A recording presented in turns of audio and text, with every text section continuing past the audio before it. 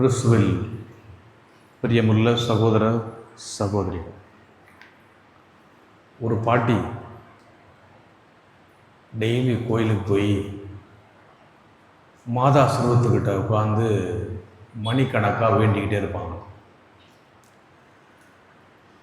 வேறு மணிக்கணக்காக அந்த பாட்டி வேண்டிக் கொண்டே இருந்தபோது திடீரென்று ஒரு குரல் கோயில் மேல் தளத்திலிருந்து வரும். உங்களுக்கு என்ன வேணுமோ நான் செய்கிறேன், கேளுங்க அப்படின்னு அந்த குரல் சொன்னது. நான் பாட்டி அந்த குரலை கண்டுக்கிற மாதிரி தெரியலை. தொடர்ந்து வேண்டிக்கிட்டே இருந்தான். அப்போ மறுபடியும் அந்த குரல் சொன்னது, உங்களுக்கு என்ன வேணாலும் கேளுங்க, நான் தான் இயேசு பேசுகிறேன் அப்படின்னு அந்த குரல் சொன்னது. அப்போது பாட்டி சொன்னாங்களாம், நீங்கள் பாட்டுக்கு உங்கள் வேலையை பாருங்கள், உங்கள் அம்மா அங்கே இருக்கிறாங்க, அவங்கள்ட்ட நான் கேட்டுக்கிறேன், நான் கேட்குறத எல்லாம் உங்கள் அம்மா எனக்கு செஞ்சு கொடுப்பாங்க. அந்த கேட்ட குரலுக்கு பயங்கரமான அதிர்ச்சி. யார் அந்த குரல்னா, அந்த கட்டடத்துக்கு அந்த கோயிலில் வேலை செஞ்ச ஒருத்தர் மேலே உட்காந்து வேலை செஞ்சுக்கிட்டு இருக்கார். கட்டட வேலை செய்கிறவர் தான் இந்த வேலையை பண்ணியிருக்கிறார். எனவே இந்த பாட்டியினுடைய நம்பிக்கையை பார்த்து அவர் நிலைகுலைஞ்சு போனார். ஆண்டவரே தேவையில்லை, மாதா போதும் என்று தாயினிடத்தில் கேட்டால் அவர்கள் செய்வார்கள் என்ற வேடிக்கையான ஒரு நம்பிக்கையாக ஒரு சாதாரண அந்த பாட்டியினுடைய நிலைமை. ஆனால் அதுதான் உண்மை. அந்த பாட்டியினுடைய நம்பிக்கையை தான் இன்று நாம் விழாவாக கொண்டாடுகின்றோம். அன்னை கன்னிமரியா விண்ணக மன்னக அரசு. விண்ணக மன்னக அரசு என்று சொல்கின்ற போது இந்த விழா முதல்ல வந்தது 1954 அக்டோபர் மாதம் 11ஆம் நாள். ஆது சேலி ரெஜினாம். ஆது சேலினா விண்ணகம், ரெஜினாம்னா அரசி ராணி. மரியா விண்ணகத்தின் அரசி அப்படிங்கிற ஒரு சுற்றுமடல் வழியாக திருத்தந்தை 12ஆம் பத்திநாதர். நேற்று நாம் ஒரு போப்பாண்டவரை பற்றி பேசணும், ஞாபகம் இருக்குது அவர் பேர். அவர் 10ஆம் பத்திநாதர். பயஸ்னா பக்தின்னு அர்த்தம், பியோ. அப்போது இப்போது 12வது பத்திநாதர் இவர் தான் இந்த விழாவை ஏற்படுத்தினார். காரணம் என்னென்னா, 1953 ஆண்டு மரியன்னை ஆண்டாக அறிவிக்கப்பட்டது. 1954ஆம் ஆண்டு அந்த ஆண்டினுடைய நிறைவில் அன்னை கன்னிமரியா விண்ணக மன்னக அரசி என்று அன்னைக்கு நாம் ஒரு விழா கொண்டாட வேண்டும் என்று அவர் ஆசைப்பட்டார்.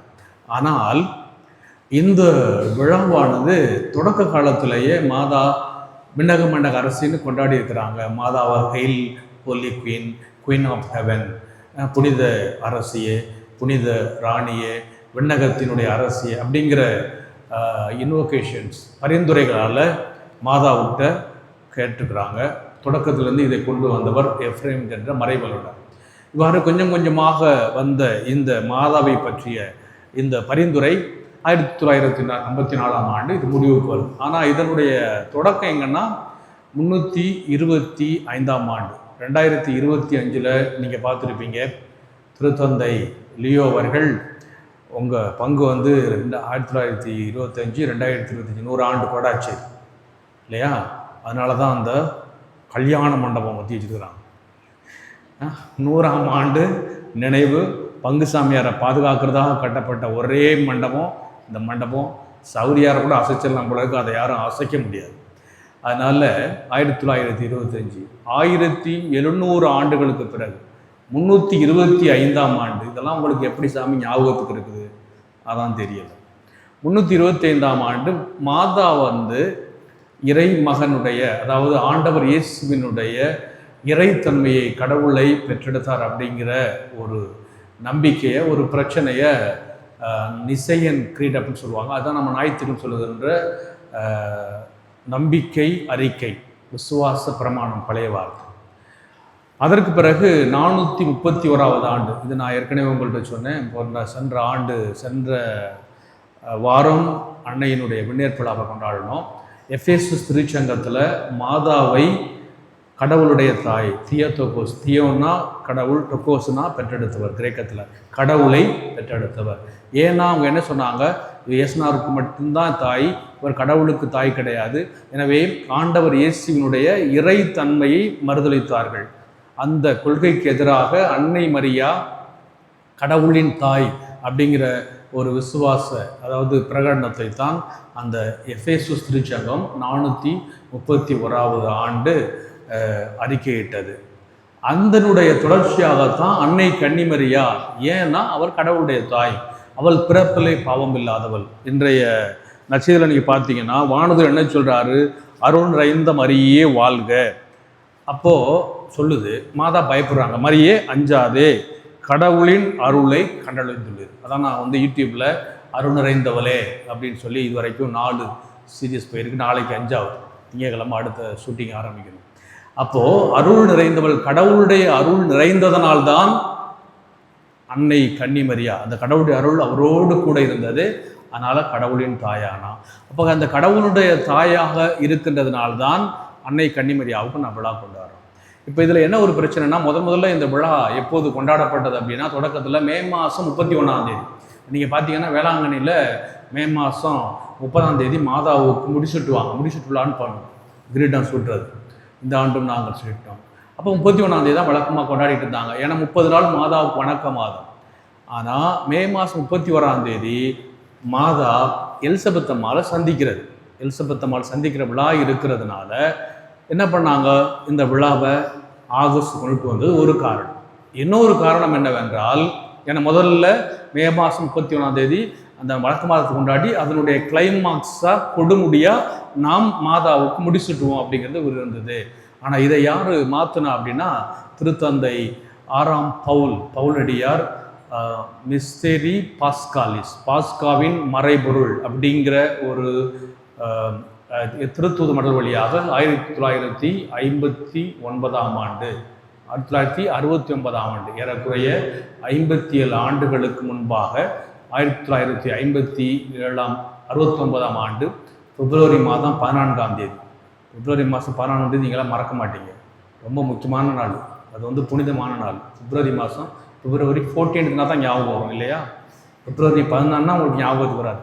பிப்ரவரி போட்டோன்னா இந்த முகமெல்லாம் எப்படி சிரிக்கிறாங்க பாருங்கள். நமக்கெல்லாம் தமிழ் தெரிய மாட்டேங்குது, ஆங்கிலம் தான் தமிழ் மொழி மாதிரி ஆயிடுச்சு. பிப்ரவரி 14 தெரியுமில்ல, உங்களை ஞாபகப்படுத்துக்காக நான் சொல்லிட்டு இருக்கேன். பிப்ரவரி 14 2018 தான் இந்த பூச புத்தகத்தை நாங்கள் அறிமுகப்படுத்தினோம். நான் தமிழக ஆயர் பிரச்சனை அந்த இருக்கிற புதிய பூச புத்தகம். அப்போ போப்பாண்டவருக்கு அவர் பிப்ரவரி 14 1969 மிஸ்டரி பாஸ்காலிஸ், பாஸ்காலின் மறைபொருள் அப்படிங்கிற திருத்தூதர் மடல் வழியாக இந்த அன்னைக்கு இந்த விழா கொண்டாடுகின்ற விழாவை அவர் என்ன செஞ்சிருக்கிறாரு, இது என்னைக்கு எங்கே மாற்றிருக்கிறார், 22 ஆகஸ்ட் 22 எதுக்காக மாற்றினாருன்னா அதுலேயும் ஒரு வருத்தம் இருக்கிறது. போன சனிக்கிழமை நம்ம என்ன விழா கொண்டாடணும், இண்டிபெண்டன்ஸ் டே. என்ன கொண்டாடணும், அன்னை மரியா விண்ணேற் படைஞ்சாங்க, மோட்சத்துக்கு போயிட்டாங்களா. இப்போ மாதா மோட்சத்தில் இருந்தால் அவங்களுக்கு முடிச்சுட்ட முடியும் இல்லையா? மோட்சத்தில் இல்லாமல் நம்ம முடிச்சுட்ட முடியாது. அப்போ மாதா விண்ணகத்துக்கு போன உடனே 8 நாள் கழித்து விண்ணக மண்ணக அரசியாக முடிச்சுட்டுனா கரெக்டாக இருக்கும். மீட்டரை போட்டால் தான் மேட்ரு தானே வரும், சரியா? அதனால் மாதா விண்ணேற்பு அடைந்த பிறகு 8 நாட்கள் கழித்து விண்ணக மண்ணக அரசியாக நாம் முடிச்சுட்டுதான் கரெக்டு என்று சொல்லி திருச்சபை ஆகஸ்ட் மாதம் 22 15 7 கூட்டினா 22 வரும். இதுக்கு மேலே கணக்கு கிளாஸ் நான் எடுக்க முடியாது. 22 திரு அவையானது இன்று கொண்டாடுகின்றது. ஆனால் அர்த்தம் என்னவென்றால், அன்னை கன்னிமரியா ஏன் விண்ணக மண்ணக அரசினா, திரு அவையும் சரி யூத வரலாற்றிலும் சரி அரசருடைய அம்மா ராணி.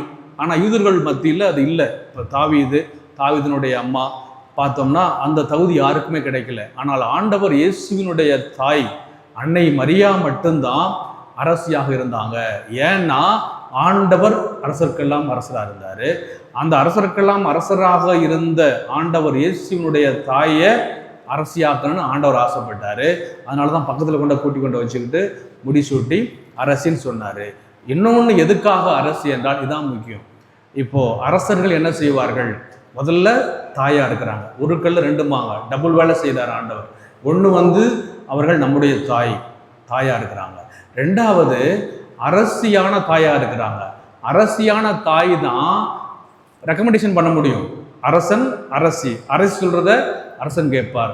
அப்போ நமக்கெல்லாம் பரிந்துரை செய்கின்ற ஒரு சப்போர்ட் பண்ணுகின்ற ஒரு அரசு யாருன்னா அன்னை கன்னிமரியா. அதனால விண்ணகத்தில் இருக்கிற அந்த கன்னிமரியா மண்ணகத்தில் நம்ம எல்லாருக்கும் நம்மெல்லாம் அந்த தாயுடைய பிள்ளைகளாக இருக்கிறோம். எனவே நமக்காக அந்த தாய் பரிந்து பேசுகிறான் என்று சொல்லிதான் திருச்சபை அன்னை கன்னிமரியா விண்ணக மன்னக அரசி என்ற அந்த விழாவை கொண்டாடுகின்றது. இப்போ அம்மா அரசியாக இருக்கிறாங்க. நீங்கள்லாம் பிள்ளைங்களா இருக்கிறாருன்னு நீங்கள் தான் கேட்டு பார்க்கணும். ஒருவேளை பிள்ளைங்களா இல்லைன்னா செக் பண்ணி பார்த்துட்டு மறுபடியும் அப்டேட் பண்ணுறதுக்கு ரெடியாக இருக்கும்.